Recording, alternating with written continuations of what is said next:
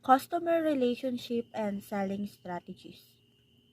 In this 13.2 customer relationship and selling strategy, we will understand the types of selling relationship that PM seek, be able to select the selling strategy needed to achieve and desired customer relationship.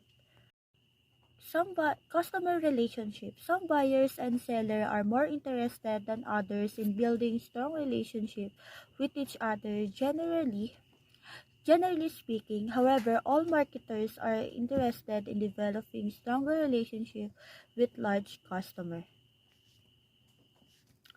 In marketing, relationship or building relationship is very important. Mapabuyer ka man or seller, having a good and strong relationship really matter. Why? Bakit mahalaga ang pag-build ng isang matibay at magandang relationship?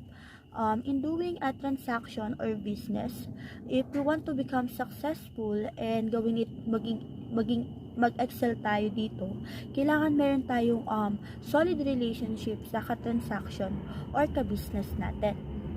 Because we don't want to work with someone na hindi natin pinagkakatiwalaan. But you know na good marketers don't just build relationship to everyone. They are smart and they are smart enough to choose whom they really want to work, and most of the time they are choosing the large customer over dun sa mga small customers or clients. Bakit? They choosing large customer because it will give them mas malaking income or profit, and at the same time mas maliles yung transaction or procedures. Kumbaga magiging one time big time siya. And if ever man na may mga inquiries or complaint, you just need to deal with one or two people kumpara sa mga small customers. Pero it's not bad naman to get a small customer or client. Pero as a wise marketer, we want to avoid a small customer because it will save you from wasting a lot of funds, times, and effort na kakailanganin mong i-consume. And ang maganda pa po dito, it will also avoid you from a lot of customer complaints or inquiries. So, types of sales relationship. So, sa types of sales relationship, nandito yung transactional, functional, affiliative, and strategic. So, outside marketing, the relationship that we have with people around us needs an intimacy and trust. The more na we shared lives to them, the more na nagiging intimate yung yun yung bibuild nating relationship sa kanila. And ganun din po sa marketing or sales. Meron ditong 4 types of sales relationship, which is yung sinabi ko nga, transactional, functional, affiliative, and strategic. So, transactional relationships, each sales is separate exchange, and the two parties to it have little or no interest in maintaining an ongoing relationship. On this kind of sales relationship, the marketer and the customer have a little or no interest in maintaining relationship. Even every transaction na every transaction is a whole different story. The previous transactions don't really matter that much because what really matter is the present transaction. For example, magpapagas ka sa Petron. Sa Petron siya sa Petron ka nagpapagas kasi mura doon and nakaka-save ka ng money kapag sa kanila ka nakikipag-transact. But unfortunately, nag-close si Petron. So dahil ba nag-close ito is hindi ka na magpapagas? Syempre hindi siya ganon. Ang gagawin mo ngayon is hahanap ka ng ibang gas station na mura din, and doon ka na ulit lagi magpapagas. Kumbaga, walang masyadong epekto or wala talaga siyang epekto sa buhay mo if magsaraman si Petron. Next one is functional relationships. So, functional relationships are limited, ongoing relationships that develop when a buyers continue to purchase the products from a seller out of habit as long as her needs are met. Usually, this kinds of sales relationship is developed on habitual way kapag si customer lagi bumibili ng product or nag-a-avail ng isang service ng isang salesperson or group, as long as na nabibigay mo yung kailangan niya, mag-i-stick at mag-i-stick siya sa'yo. Diba? For example, sa bahay ni customer, meron dong malapit na gas station. And hindi niya na kailangan lumayo pag magpapagas siya kasi doon na siya from time to time. Or kapag kailangan, doon na siya agad magpapagas. And nagsara si gas station. Unfortunately, nagsara si gas station. Magkakaroon ba to ng impact kay customer? Yes, kasi lalayo na naman tuloy siya to find another gas station para magpagas instead na merong malapit lang sa kanya or malapit lang dun sa bahay niya. Next is affiliative customer relationship. Affiliative selling relationship are more likely to occur when the buyer needs a significant amount of expertise needed from the seller and trust is an issue. On this kind of relationship, the buyer usually need an expertise and enough trust before he or she engage to the business. Kailangan ma-secure niya muna yung ma-establish niya muna kailangan ma-secure or ma-establish muna ni salesperson yung credibility niya or expertise niya.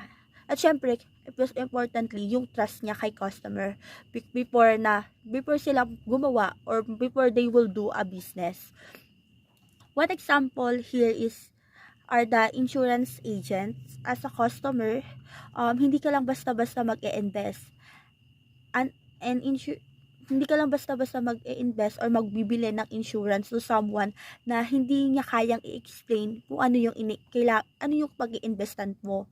And insurance, kung ano yung pag-i-investan mo na insurance or kung ano yung ino-offer nila. You don't want to entrust your money to them if hindi nila masasagot na maayos yung mga tanong mo. So, they need to make a good impression first. Kailangan alam nila kung ano yung ino-offer nila bago nila makuha yung yes kay customer. Next is strategic partnership. Strategic partnership is one in which both the buyer and seller to commit time and money to expand for the both parties.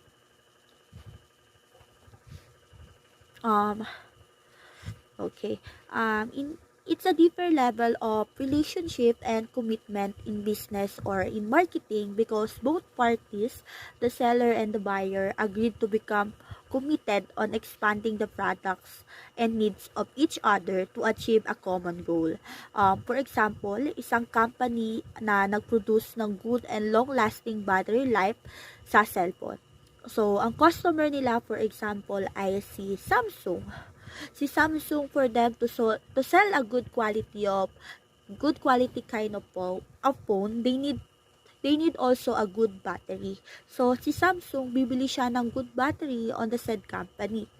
So ang role naman ni company is to produce a good quality of battery to sell kay Samsung para si Samsung makapagbenta siya ng magandang quality ng phone. And through that, the business will continue. So the next is selling strategy. A salesperson's selling strategy will differ depending on the type of relationship the buyer and seller either have or want to move forward toward. Usually, selling strategy depend on type of relationship na meron ang seller at ang buyer. And as a seller, dapat alamin mo what type or kind of relationship yung meron ka with your customer for you to be able na mag-strategize yung mga ways or techniques na gagamitin mo. And here are some example na pwede natin magamit na strategy and techniques. Number 1 is script-based selling. So, salespeople memorize and deliver sales pitches when they utilize a script based on selling strategy. Script-based selling is also called can selling. The term can comes from the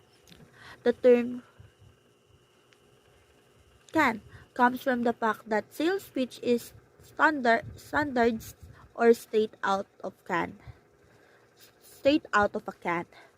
So, from the word itself, script-based, meaning the seller memorized some lines to deliver to the customer to deliver to co- from the word itself, script-based, meaning the seller memorized some lines to deliver to the customer for them to buy what the seller is selling. Tawag din sa technique na to is can selling because the term can comes from the fact that the sales pitch is uniform or straight out from the can.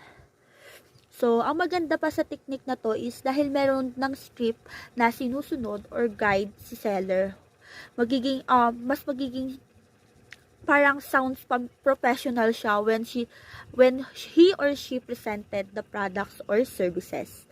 So, ayun. Next one is need satisfaction selling. The process of asking questions to identify a buyer's problems and needs and then to tailoring a sales pitch to satisfy those is called need satisfaction selling. So, in this technique naman, kailangan mo makonvince yung buyer na there is an existing problem or need for them to get or to buy yung isang products or services na ino-offer or binibenta mo. Paano mo to gagawin? The seller have to ask a series of questions para ma-realize ng buyer na oo nga, merong problema or may mali if hindi ko bibilhin yung product na ino-offer mo. By the way, this method is pinasikat ni Neil Rackham. Siya yung nag-develop ng spin selling approach. SPIN stands for situation question, problem question, implication, needs payoff. Dinesign to mga question na ito para yung mga customer is maunawaan nila na the problem that they have now will lead into a need. Kailangan nila yung isang products or services na binibenta mo. Consultative selling. To many students, need satisfaction selling and consultative selling seems the same. The key difference between the two is the degree to which customized solution can be created with consultative selling. The seller uses special expertise to solve a complex problem in order to create somewhat customized solution. Strategic partner selling, when the quality of relationship between the buyer and sellers move toward a strategic partnership, the selling strategy gets more involved than even consultative selling. Choosing the right sales strategy for the relationship type and selling stage. The sales strategy types and relationship types we discussed don't always perfectly match up as we have described them. Differently, strategy may be more appropriate at different times. So meaning, for us to know the appropriate strategy as a seller, kailangan alam natin if ano ba yung gusto ng customer natin, ano ba yung mga kailangan or need nila. Kailangan din natin i-consider if ano yung mga information na need nila for us to strategize the techniques na gagamitin natin. And at the same time, for them, sa mga buyer, can make a good decision. Typical sales process involves several stages, beginning with the pre-approach and ending with customer service. In between are the stages such as the need identification stage, where you will ask spin question, presentation stage, and closing stage. So, ito po yung approach. Ito po yung mga yon. So, sales process usually involves several stages. Kadalasan nagsisimula sa pre-approach at nagtatapos sa customer service. In between those stages, may tinatawag pa tayo na needs identification stage. Dito, tinatanong yung spin question kasama ng presentation stage at closing stage. Sa pre-approach, dito nagaganap yung planning stage. Usually, nangyayari dito yung prospecting or paghahanap ng tamang customer or client na tatawagan or kakausapin mo. Kapag nahanap mo na yung right customer, pwede mo na dito gawin yung background check, history ni customer, and some internal data and financial capacity nito. After pre-approach, dito mangyayari yung approach stage. On this stage, the salesperson and informative to capture the attention and interest ng customer natin. On this stage, the needs of customer usually introduced by the salesperson. And on this stage din, kailangan maparealize ni salesperson na mayroong need si customer or kailangan niya yung ino-offer mo na products or services. And in addition to that, kailangan ni customer yung benefit once he or she buy the products or services. Or kailangan makita niya na kailangan niya yun. Kaya kailangan niyang pilhin yung isang products or services. And after that, once na mag-get na ni seller yung attention ni customer, the salesperson can now proceed into needs identification section or stage. On this stage, many questions are asked by the seller to customer for them to see the real needs of the customer. Pwede din to be via by vice versa, or si customer yung madaming tanong kay seller. And kapag gano'n naman yung case, ito na yung opportunity ni seller na masagot or ma-highlight yung mga needs ng customer or para makonvince talaga niya na kailangan ni customer yung product or services. Then, after that, the seller will now proceed to the presentation, and purpose ng presentation is mag-provide ng solution dun sa mga question or need na tinanong a while ago and prior to this stage. So, sa presentation, kailangan ma-satisfy yung need ni customer at ma-provide ni seller yung mga need niya or one approach na pwedeng gawin dito. And one of the approach din na pwedeng gawin dito is yung FEBA, Future Evidence, Benefits, and Agreements. For example, the seller is selling a camera. For the seller, and kapag binibenta niyo yung camera, kailangan ma-highlight ni seller yung mga features na kailangan niya ma-highlight, na maganda yung camera, maganda yung shot ng camera na binibenta niya. Common ethical issue for salespeople. It is very important na pinag-uusapan at alam natin ng ethics sa sales, because ito yung paraan to us to become successful in sales. Marami ang hindi nagtatagal or hindi nagiging successful in this field because they don't know or hindi nila ina-apply yung ethical way or procedures in sales. Here are the common ethical issue for salespeople. So, number 1, a customer asking for information about one of their competitors who happens to be one of your competitors. So, ganito yung scenario. You have a customer na merong competitor na nagkataon na customer nyo din. For example, ikaw yung supplier nila ng battery, and yung dalawang customer mo na magka-competitor is si Vivo at si Oppo.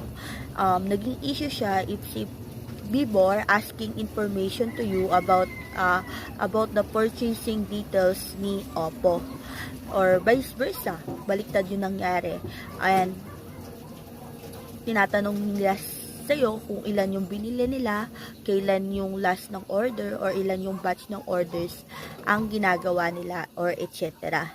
Even though na alam mo yung sagot sa mga tanong nila, as a seller or marketer, you have to keep the confidentiality of your customer. Kahit walang written agreement or hindi ito napag-usapan formally, the customer or client should not ask question or details like that because it's confidential and unethical at the same time. Number 2 is deciding on how much to spend a holiday season gift of your customer. So, the seller is not allowed to give expensive gifts to the customer because it will be considered as a bribe or panunuhol. Ang panunuhol is something unethical on doing business or sales. It is also questions the motive of the sellers on why they are giving gifts to the customer. Baka kasi may hidden agenda or baka may kailangan or kapalit ito Kaya ba nagbibigay ng regalo? Panuhol ba ito or etc. Especially if the gift has a name or its company or a company logo. This is an ethical or issue because seller may want to get free promotional ways from the buyer. That's why they get are doing those kinds of paper. And yun. If you will just think carefully, doing this thing is not just an issue, but it will also just add an expense to the seller or company. Number 3 is a buyer asking for something special which you could easily provide but aren't supposed to give away. This actually an issue because the common might break some company policy or guideline because of the demand or the request of the customer.